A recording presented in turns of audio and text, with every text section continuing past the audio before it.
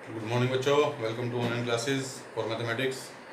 As you know that we started new topic and that is quadrilateral. इसमें हमने theorem की थी 8.1 theorem 8.1 और उसके बाद मैंने कहा था कि हम इसके कुछ क्वेश्चंस करेंगे. हमने कुछ क्वेश्चंस भी किए थे इसके एक्सरसाइज 8.1 के और वो प्रॉपर्टीज़ ही हैं एक्चुअल में, वो क्वेश्चंस नहीं है, प्रॉपर्टीज़ हैं. अब मैं कुछ और क्वेश्चंस इसके लेकर आया हूँ. क्वेश्चन नंबर 9 मैंने लिया है. चलिए हम शुरू करते हैं अपना क्वेश्चन नंबर 9.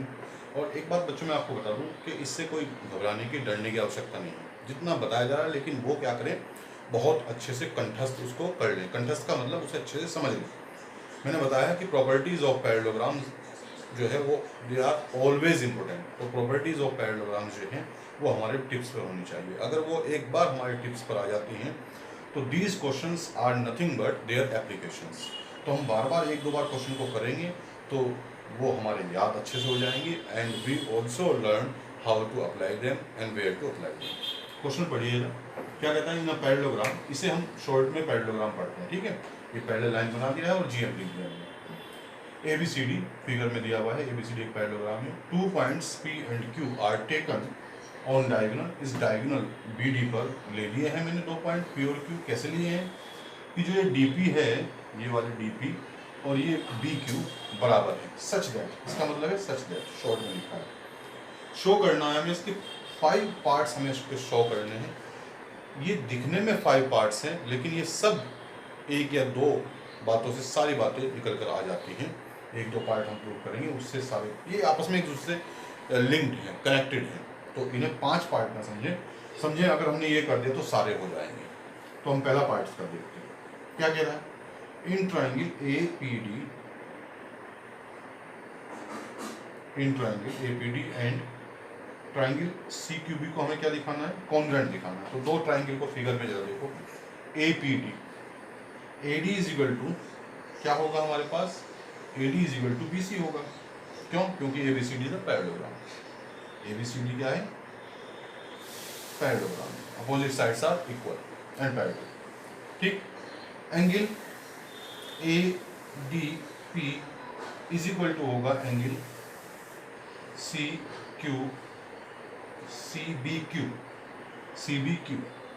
फिगर में देखते रहे, ये वाला एंगल इस वाले एंगल के बराबर होगा. क्यों? क्योंकि ABCD से पैरेललोग्राम है और ये अल्टरनेट इंटीरियर एंगल का काम करते हैं.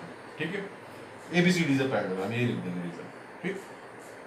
अब दूसरी बात, DP जो हमें गिवन है, DP इज इक्वल टू क्या है, BQ गिवन है.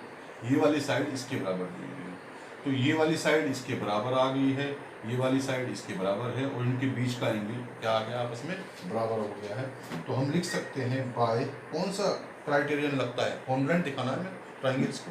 तो कोई क्राइटेरियन तो हमें चाहिए, दो साइड और उनके बीच का एंगल, सैंडविच थ्योरम. ठीक है, that is side angle side by SLS criterion of congruence of triangles. क्या हो जाता है, triangle APD is congruent to triangle CQB के बन जाएगा. ठीक है, तो पहले वाला पार्ट हमारा हो गया. दूसरा पार्ट भी देखो यहीं से हो जाता है कि AP is equal to CQ. AP is equal to CQ क्योंकि इसके क्या हो गए हैं, इन दोनों ट्राइंगल के क्या है, कॉरस्पॉन्डिंग पार्ट्स हैं. CPCT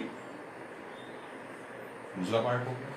अब तीसरा पार्ट दिखाने के लिए फिर हमें दूसरा ट्राइंगल लेना होगा, AQB और दूसरा CPD. तो same philosophy, same logics we shall apply in that second part. ठीक है, तो आप इसे लिखें, मैं इसका सेकंड पार्ट आप इसे तब तक लिख लीजिएगा. ठीक है, मैं जरूर करता हूँ इसका. अब हम थर्ड पार्ट देखते हैं. इन ट्राइंगल पहले की तरह ही AQB एंड ट्राइंगल CPD. इस तरफ देखें, AB इज इक्वल टू क्या है, DC. AB is equal to CD लिख लीजिए, CD. ठीक है, बात एक. और एंगल दिस कहाँ गया एंगल, ये हमारा वाला एंगल जो है, ये वाला एंगल इस एंगल के बराबर होगा। कौन सा एंगल बनाए? A B Q, angle A B Q is equal to होगा angle A B Q C D P, C D and P. क्यों? ए बी सी डी जो है हमारा क्या है? ये भी ए बी सी डी हमारा क्या है? पैरेललोग्राम है। और with the same logic, A B C D parallelogram तो अल्टरनेट इंटीरियर भी बराबर होते हैं, डायगोनल डाला जाता है। दूसरी बात, B Q similarly is equal to हो जाएगा डी पी। ये गिवन है। तो दो ट्राइंगल हमारे क्या हो गए हैं? कॉन्ग्रुएंट होंगे, वो एस ए एस।